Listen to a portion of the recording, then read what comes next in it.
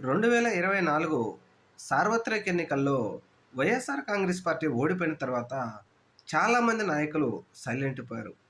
అయితే ఇందులో కొంతమంది యువ నాయకులు మాత్రం వారు ప్రత్యేకతను చాటుకుంటూనే ఉన్నారు.